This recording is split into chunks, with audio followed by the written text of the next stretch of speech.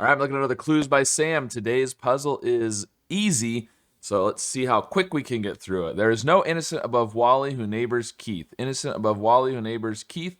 So that means Gus, Logan, and Ruth are all criminals. Okay, there we go. Imagine if all this just kept quiet. If Hazel is innocent, then so is Gus.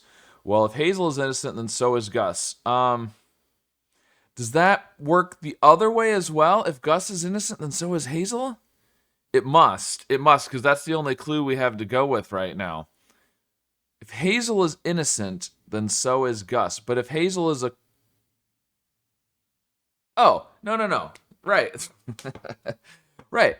So, if Hazel is innocent, then so is Gus. Well, Gus is not innocent, so Hazel can't be innocent. It doesn't necessarily work both ways, but it doesn't need to, because I just wasn't thinking about it properly. Diane is one of John's two innocent neighbors. Okay, Diane is innocent. John has another innocent neighbor, but we don't know which one yet. Both criminals in row 5 are connected. Okay, there's two criminals in row 5. They're both connected, which means Zavi is one of them. There are more criminals than innocents in between Diane and Tom. Diane and Tom, more criminals than innocents. Well, there's only two people in between, so they can't be one of each. They have to both be criminals. Okay.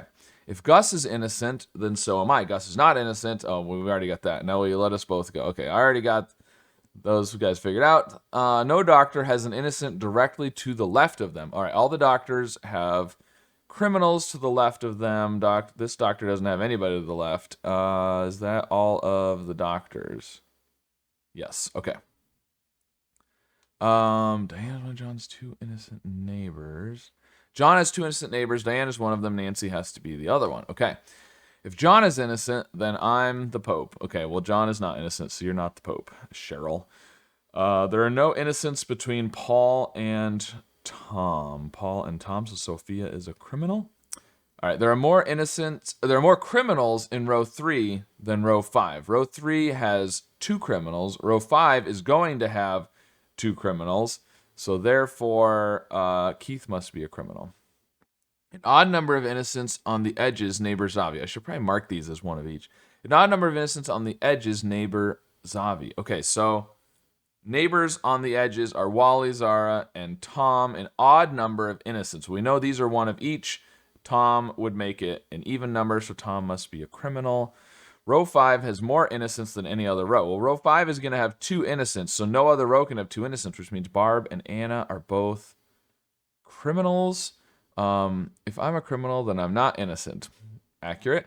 Wally and Cheryl have an equal number of innocent neighbors. Cheryl has one innocent neighbor. Wally is going to have one innocent neighbor, therefore Paul is a criminal. There's an odd number of innocents on the edges. Well, we've got 1, 2... One of Wally or Zara will make 3. Frank must be a criminal.